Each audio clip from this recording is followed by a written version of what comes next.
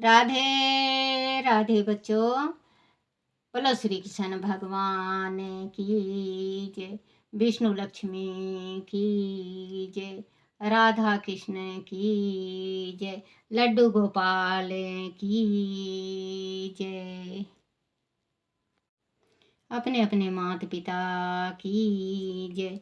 अपने अपने गुरुदेव महाराज की जय। भागवत पुराण की जय।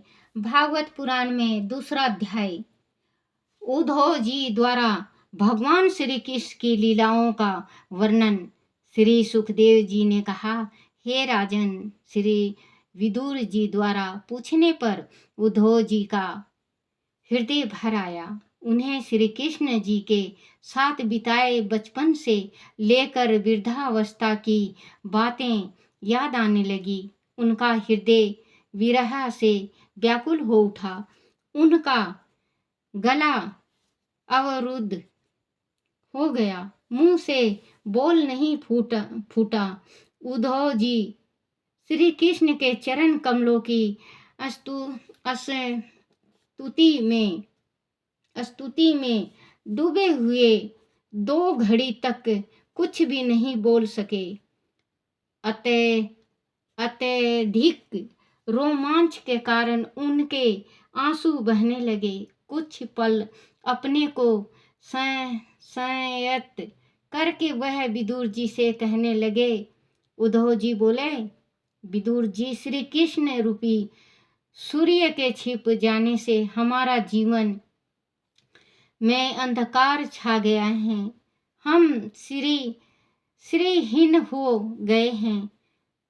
यह मनुष्य लोक बड़ा अभागा है जो उनके भागवत उत्सल रूप को नहीं पहचान पाया। विशेष कर यदुवंशी तो बड़े भागहीन हैं, जिन्होंने निरंतर श्री कृष्ण के साथ रहते हुए भी उन्हें नहीं पहचाना।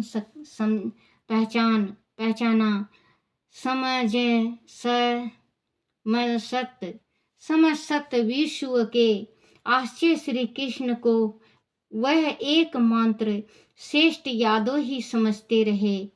वह कैसी विडंबना है कि जिन्होंने अपने जीवन में कभी तप नहीं किया, उन्हें श्री कृष्ण अपनी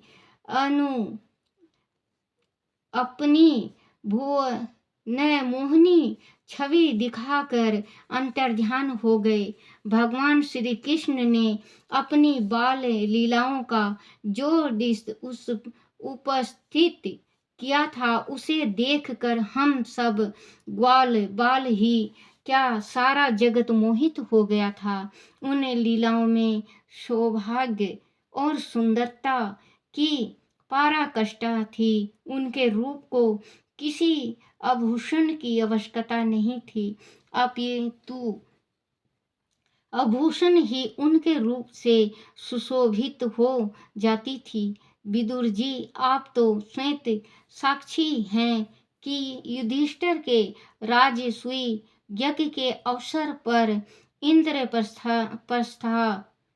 इंद्रप्रस्था में जब उनके त्रिभुवन मोहिनी रूप पर राजाओं की दृष्टि पड़ी थी, तब सभी ने एक स्वर से उन्हें परमात्मा की अनुपम कृति स्वीकार किया था और उसी अवसर पर उन्होंने आप शब्द कहने पर शिशुपाल को मार डाला था।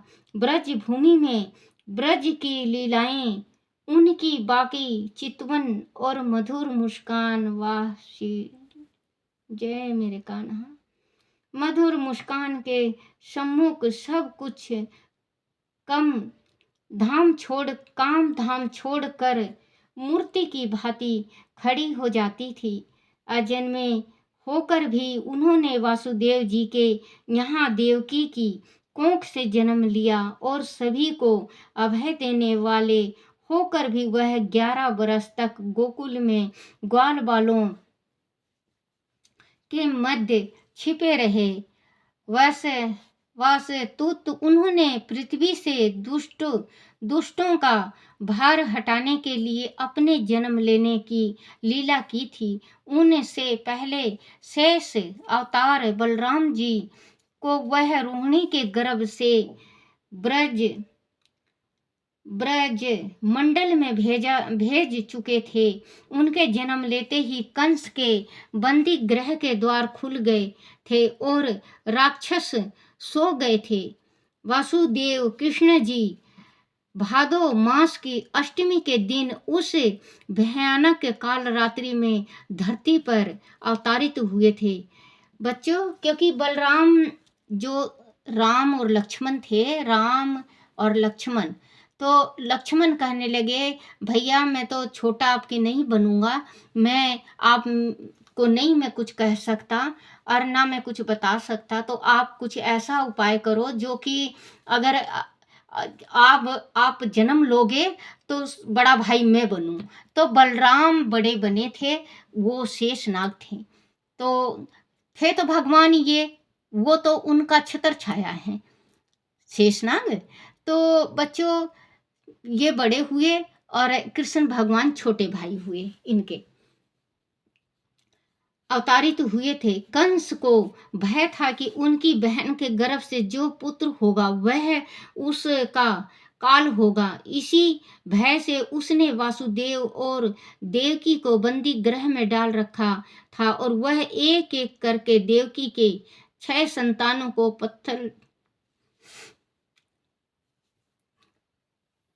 पत्थर की शिला पर पटक कर मार चुका था। उसे हर समय अपनी मृत्यु का भय बना रहता था। विदुर जी, आप तो जानते ही हैं कि वासुदेव जी की किस प्रकार उस भयानक काली रात में उमड़ती हुई यमुना को पार कर श्री कृष्ण को यशोदा की गोद में डाल आए थे और किस प्रकार कंस ने वहम और भय के कारण ब्रज के नवजात शिशु की हत्या करनी आरंभ की थी, परंतु श्री कृष्ण का वह कुछ भी नहीं बिगाड़ सका था। उसने पूतना नामक राक्षसी को उसके स्तनों में विष लगाकर गोकुल भेजा, पर कृष्ण ने उसका स्तपान करके उसे धन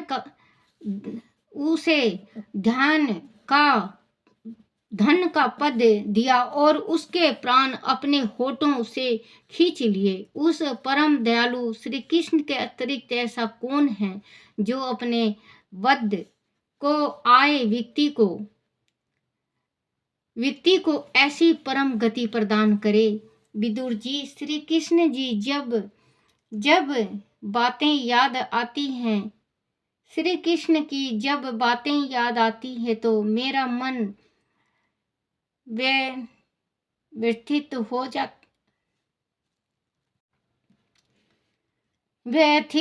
जाता है।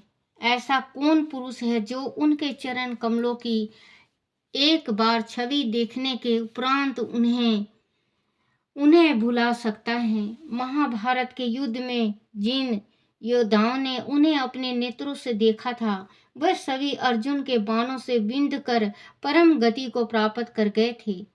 स्वयं श्री कृष्ण तीनों लोकों के स्वामी है। वह स्वयं सिद्ध ऐश्वर्य से सर्वदा पूर्ण काम है, परंतु उनकी लीला देखिए कि एक और वह कंस का वध करते हैं और दूसरी ओर काल वन के पराक्रम से घबरा कर मथुरा छोड़कर द्वारकापुरी भाग जाते हैं और रण छोड़ कहलाना पसंद करते हैं। उनकी अद्भुत नीतियों से भला कौन पार पा सकता है। मैं तो उन असुरों को भी उनका भक्त समझता हूँ जो वैर भाव के कारण हर समय उन्हीं का ध्यान करते रहते हैं। गोकुल प्रवास में यमुना के किनारे उपवनों में हरे भरे वृक्ष पर कल कलरव कल कलारव खाते असंख्य पक्षियों के झुंड रहते हैं। भगवान श्री कृष्ण ने बछड़ों और गौओं को चराते समय ग्वाल बालों के साथ वह विहार किया था। ब्रज के वासियों को अपनी ओर आकृष्ट करने के लिए वह अनेक बाल लीलाएं दिखाया करते थे। कभी उनके साथ रोते, कभी हंसते, कभी गोपियों का मक्खन और दही चुराते, कभी उनकी हंडियां तोड़ डालते, कभी अपने होठ पर मुरली धरकर ऐसी धुन बजाते कि सारा ब्रज मंडल अपनी सुध बुध भुला बैठता। कंस ने उन्हें मारने के लिए माना रूप धारण करने वाले कितने ही मायावी राक्षस वहां भेजे, पर कृष्ण ने देखते देखते उन्हें मार डाले। यमुना किनारे कालिया नाग ने जल में विष घोल दिया था। उसे पीकर कितने ही ग्वाल बाल अचेत हो गए थे।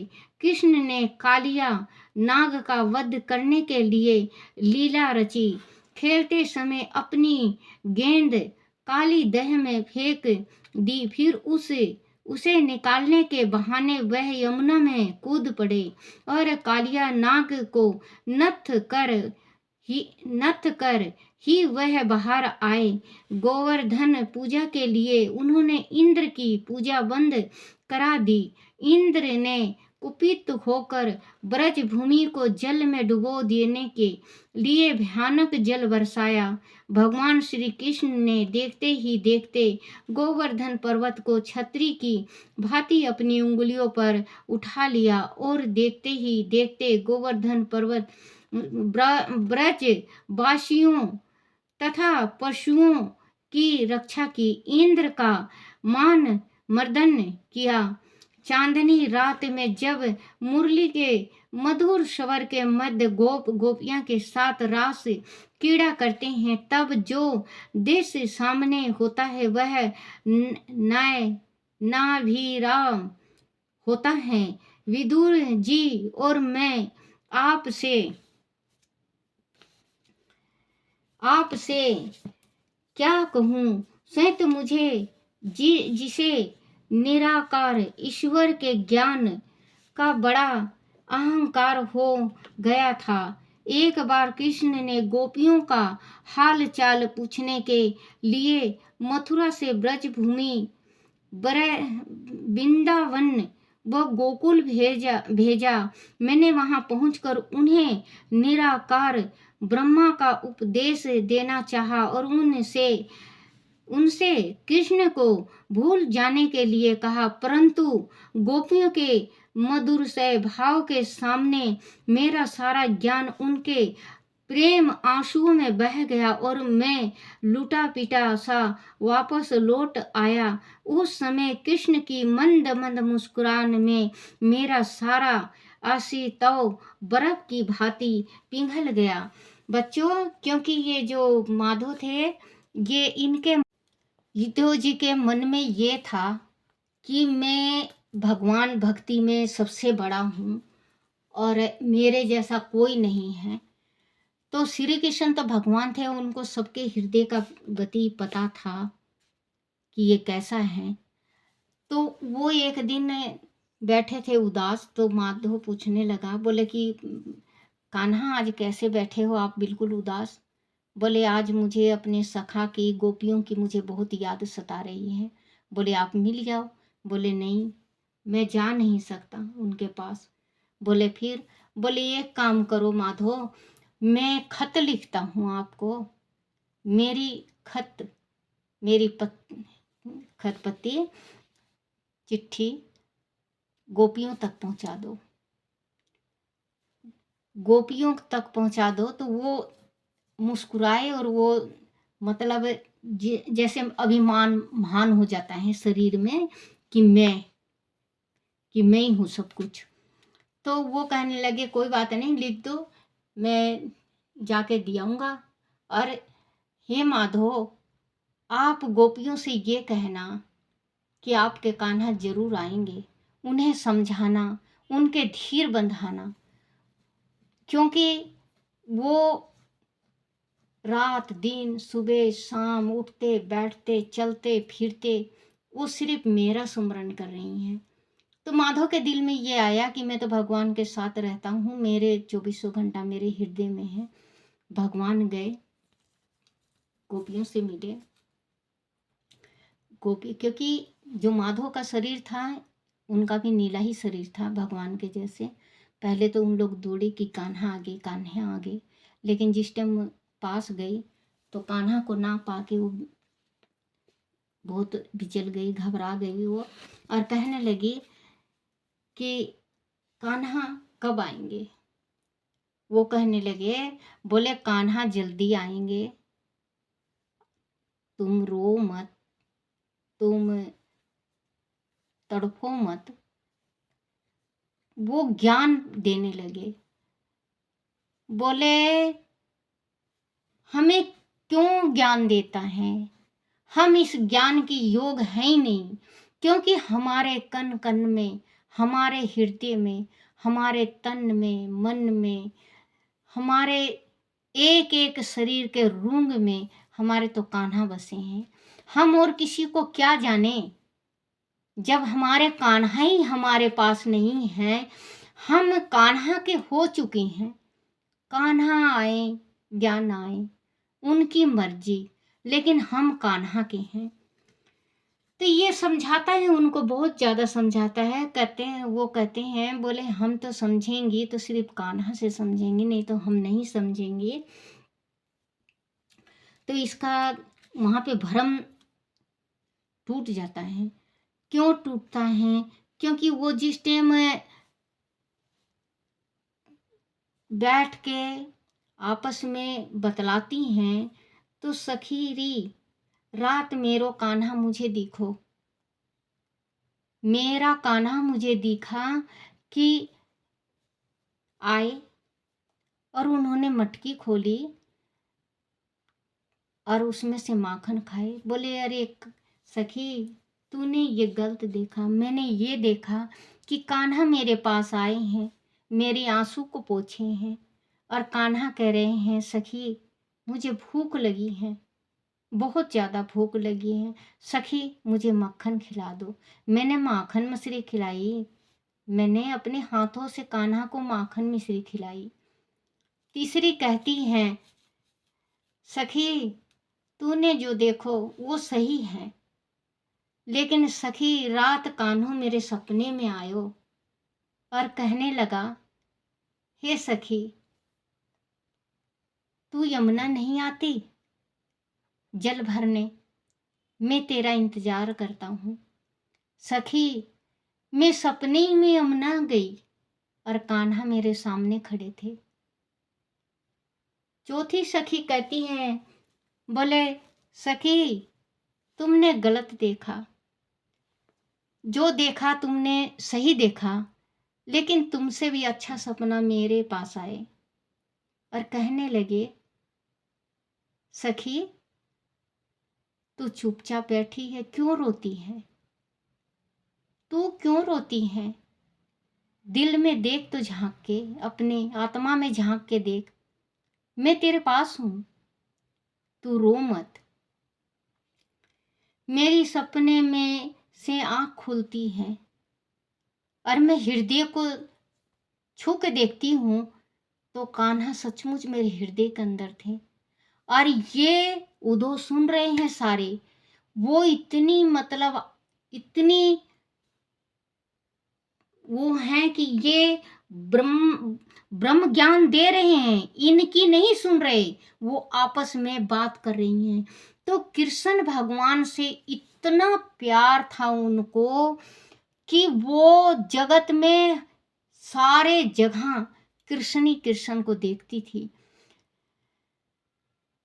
ओम नमो भगवते वासुदेवाय। बोलो श्री कृष्ण भगवान की जय। उदो समझाता बहुत है, वो समझती नहीं है। उदो समझ जाता है कि संसार में मैं ही नहीं हूँ, इस संसार में कान्हा को चाहने वाले बहुत हैं और बहुत ज़्यादा हैं।